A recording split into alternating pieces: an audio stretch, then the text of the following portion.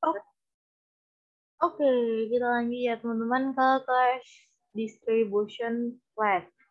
Di sini cash distribution plan ini bedanya apa sama yang safe payment tadi? Kalau safe payment schedule tadi harus dibuat tiap akan membagi cash. Jadi kalau misal pembagiannya tiap bulan ya, ya udah tiap bulan dibagiin gitu. Kalau cash distribution plan ini cuma dibikin sekali pada awal likuidasi itu doang. Jadi yang dibuat itu akan jadi acuan setiap kali membagikan cash.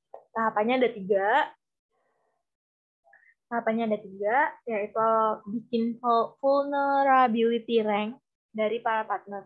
Yaitu ini tuh peringkat atau ranking untuk menentukan partner mana yang paling rentan untuk tidak mendapatkan pembagian kas.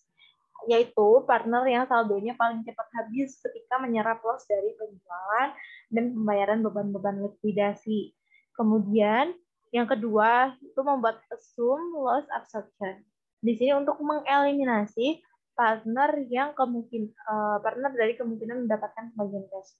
Jadi urutan eliminasinya ini sesuai dengan urutan vulnerability rank. Jadi partner yang akan tereliminasi itu adalah partner yang akan nol saldonya kalau dia menyerap loss. Kemudian yang ketiga baru bikin cash distribution plan-nya berdasarkan assume loss absorption.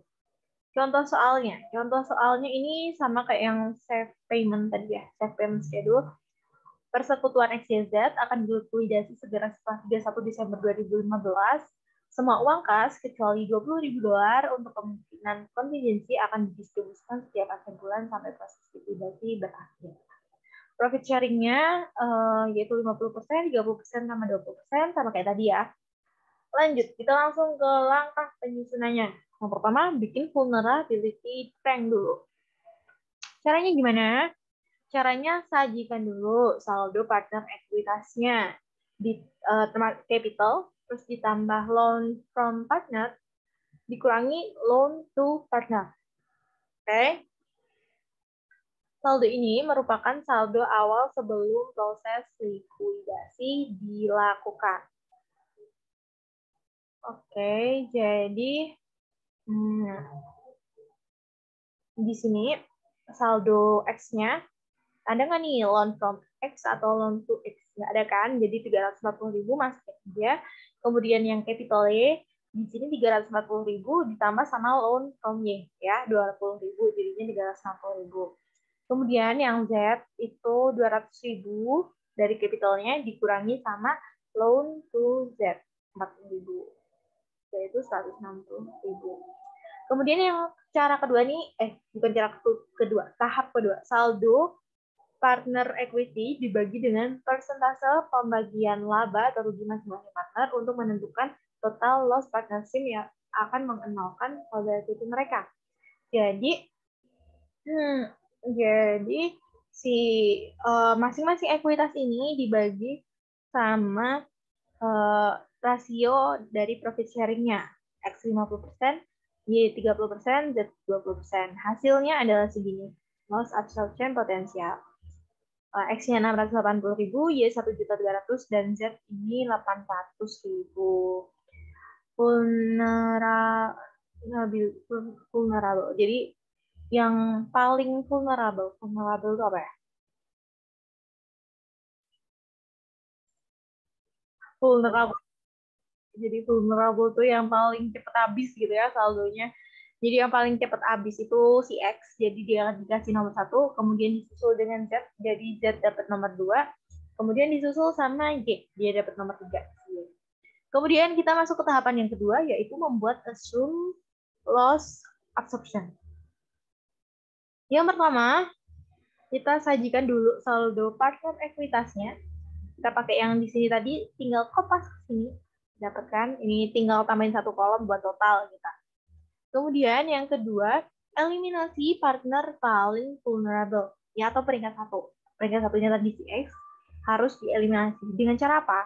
Dengan cara mengenolkan saldo ekuitasnya. Gitu. Nah, kan saldo ekuitas berdasarkan.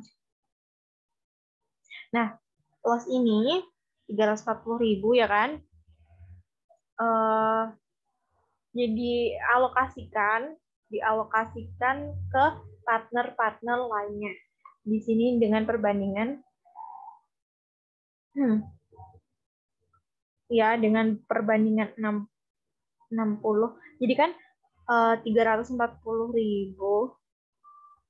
itu si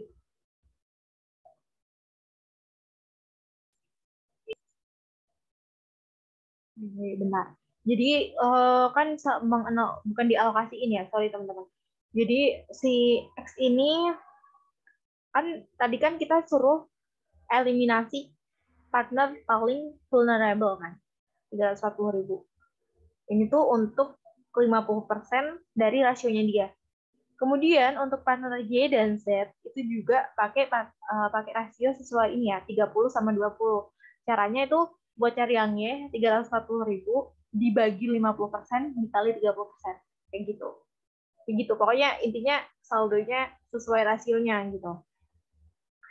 Untuk yang Z juga sama, 340.000 dibagi 50% baru dikaliin sama 20%, hasilnya 126.000. Balance-nya atau saldonya setelah dikurangi dengan dengan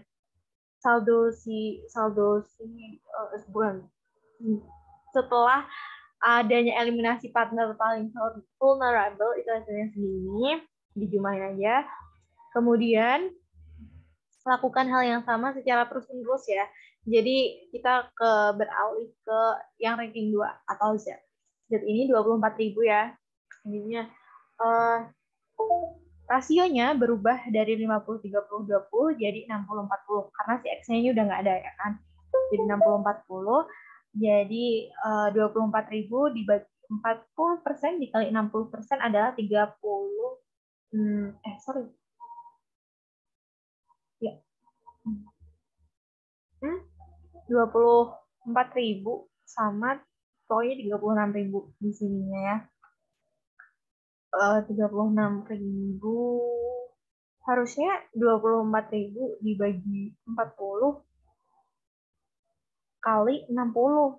Oh ya benar-benar 24.000 dibagi 40% dikali 60%. Kemudian udahlah dapet ya kan balance-nya si Y. Kemudian ini juga dieliminasi lagi sesuai dengan jumlah saldo yang tersisa. Jadi akhirnya adalah 0. Kalau kayak gini berarti udah selesai tahap keduanya. Lanjut ke tahap ketiga, yaitu bikin cash distribution plan. Jadi kita tentukan dulu nilai liability untuk kreditor eksternal.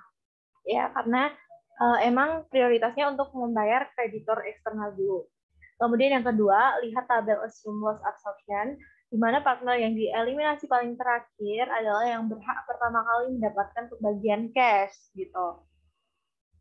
Oke, berdasarkan tabel tersebut, tentukan lapisan cash berikutnya yang dapat didistribusikan kepada partner yang paling tidak vulnerable tersebut. Jadi urutannya tadi kreditor eksternal, kemudian partner yang paling tidak vulnerable. Oke, kemudian yang ketiga lihat lagi untuk cari partner yang kedua. Habis itu cari lagi untuk partner yang ketiga. Gitu ya. Persentase pembagiannya adalah proporsional sesuai persentase pembagian laba rugi dari partner yang ikut dalam pembagian. Kita lihat ya, ini schedule assume loss absorption-nya udah ada di sini, ada cash distribution plan di sini. Oke, untuk ini first ada 500.000 untuk prioritas utang kepada pihak luar ya, kreditor eksternal. 100.000, jumlahnya adalah 500.000 ya. Oke. Kemudian next 20.000. 20.000 itu dari 120.000 untuk dibayarkan dulu ke loan-nya si Y. Jadi kan perusahaan ini punya utang ke partner Y, ya kan? Jadi harus dibayar dulu. Kalau yang self payment tadi nggak ada prioritas untuk ini. Tapi kalau untuk cash distribution plan ada, kayak gitu ya. Jadi ininya 680.000 udah kurang 500, udah kurang 120, kurang 20, jadi sisanya 160. Kemudian 100.000. 100.000 ini dikasihin ke si Y, ya kan? Ke si Y yang paling tidak vulnerable. Oke, yang paling tidak vulnerable 100% dikasihin ke dia. Ini hasilnya dari mana? Ayo, dari mana coba? Dari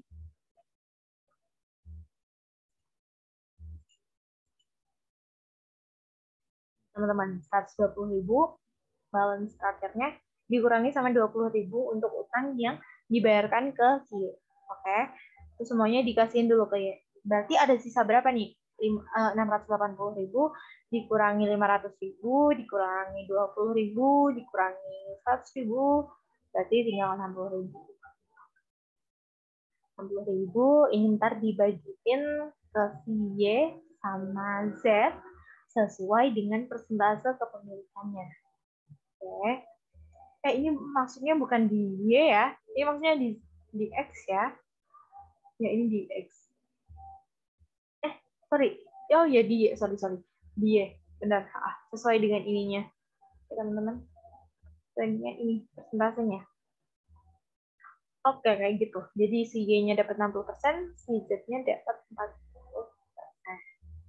Kayak gitu cash distribution plan-nya. Oke. Untuk selanjutnya ada latihan soal, tapi mungkin nggak akan kita bahas. Kita akan masuk ke latihan soal dari RPS aja kali ya, biar lebih oke punya. Terima kasih teman-teman udah nonton videonya sampai akhir. Mohon maaf kalau aku jelasinnya masih belepotan. Mohon maaf juga kalau dari materi yang aku sampaikan masih ada salahnya. Jangan lupa belajar dari buku dan dari dosen masing-masing juga, dan jangan SKS belajarnya ya, biar nggak numpuk nih di kepala jadi satu, bingung nanti ini masuknya materi mana gitu. Oke, makasih semuanya. Wassalamualaikum warahmatullahi wabarakatuh.